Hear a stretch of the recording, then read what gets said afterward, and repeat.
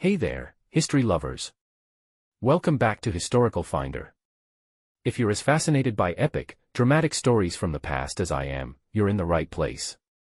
Now, we all know that history is filled with heroes. Some are remembered for their triumphs, others for their sacrifices.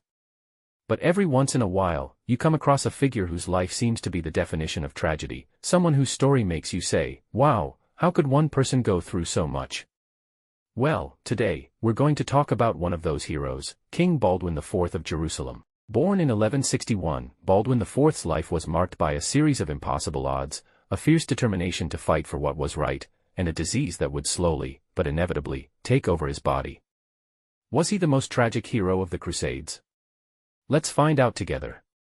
So grab your snacks, make sure you're subscribed to Historical Finder, and let's dive deep into the story of King Baldwin IV. Let's start from the beginning. Baldwin IV was born in 1161, in the Kingdom of Jerusalem, right in the heart of the Crusader states. But there was something that made Baldwin's birth unique. He wasn't just another royal heir. No, Baldwin's story was already going to be marked by the shadow of an incurable disease, leprosy. Yes, you heard that right. Leprosy. By the age of 9, Baldwin had been diagnosed with this horrifying condition. Imagine that, being a young child with the knowledge that your body would eventually betray you, that you'd lose your ability to walk, move, and even see, all while living in a time when medicine could do little to slow it down. In the 12th century, leprosy was not just a physical affliction, it carried a huge social stigma. People feared it, misunderstood it, and saw it as a curse from God. But Baldwin's story doesn't end there. In fact, this diagnosis would shape his entire life, making his rise to power all the more extraordinary. So, let's think about what Baldwin IV had to face. He was born into the Crusader Kingdom of Jerusalem, a place caught between two worlds. On one side, you have the Christian Crusaders, and on the other, you have the forces of Islam under the leadership of the brilliant and ruthless General Saladin. The Kingdom of Jerusalem was essentially a military outpost in the Holy Land, and its survival depended on strong leadership, military prowess, and unity, none of which could be taken for granted in such a volatile time. Now, despite the fact that Baldwin was living with leprosy, there was something about his character, his intelligence, and his inner strength that made people take him seriously. He wasn't just a figurehead or a pawn to be pushed around.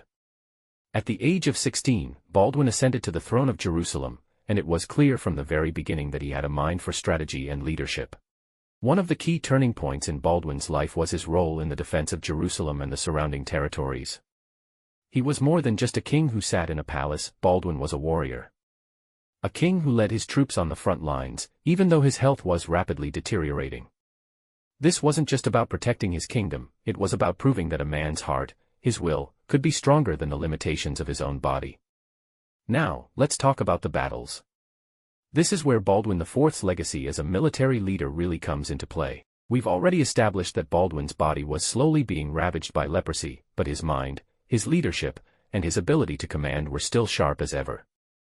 And in the face of overwhelming odds, Baldwin proved time and time again that he was more than capable of protecting his kingdom. One of Baldwin's most famous victories was at the Battle of Montcassard in 1177. Saladin, who was one of the most powerful and respected military leaders in the world at the time, had just launched a massive campaign against the Crusader states, and he thought he could easily crush Baldwin and his forces. But Baldwin had other ideas.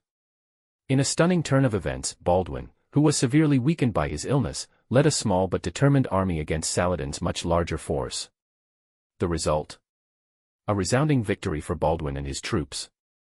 It wasn't just a military victory, it was a statement. Baldwin IV had shown the world that even though his body was failing him, his spirit was unbreakable. Think about that for a second. Here's a king, who has to fight a literal war against both his enemies and his own body, and yet, he pulls off a victory that surprises everyone. It's the kind of underdog story that could make any historian or storyteller proud. As much as we'd like to say that Baldwin IV's story was all about victory after victory, the truth is that the disease he fought so hard against wasn't something that could be conquered. As Baldwin aged, his physical condition worsened. By the early 1180s, Baldwin's leprosy had advanced to the point where he could no longer lead on horseback, or even walk without assistance.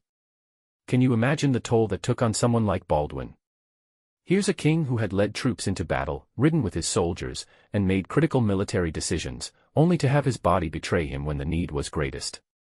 And even though Baldwin continued to try and maintain control of his kingdom, he knew that his time was running out. In 1183, Baldwin's condition had worsened so much that he had to pass his responsibilities to his sister Sibylla, who had been appointed co-ruler.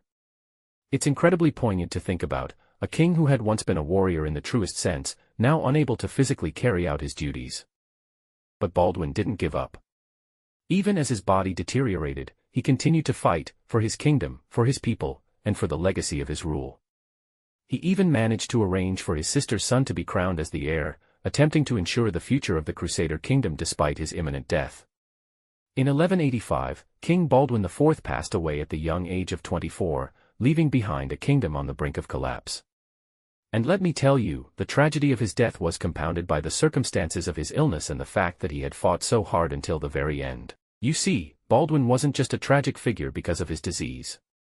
It was the fact that he was so young, so full of life, and so full of potential, yet he was taken from the world at a time when his kingdom was in dire need of strong leadership.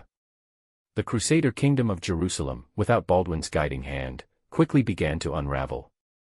His passing marked a turning point in the history of the Crusades. Soon after, Saladin launched his final campaigns against Jerusalem, and in 1187, Jerusalem fell to his forces. Baldwin IV had managed to hold off Saladin for as long as possible, but after his death, the Crusaders were never able to regain their hold on the city. So, was Baldwin IV the most tragic hero of the Crusades? Let's break it down. On one hand, you have his incredible military achievements, his bravery in the face of a debilitating disease, and his unwavering dedication to his people and his kingdom. On the other hand, you have the tragic reality that he never got to live out the full life of a king, never had the chance to see his kingdom thrive, and was ultimately defeated not by an enemy army, but by his own body. In many ways, Baldwin IV was the embodiment of a tragic hero. His story is filled with sacrifice, determination, and loss, but also incredible moments of courage and brilliance. And even though his death marked the end of an era, it was also a reminder of just how fragile life can be.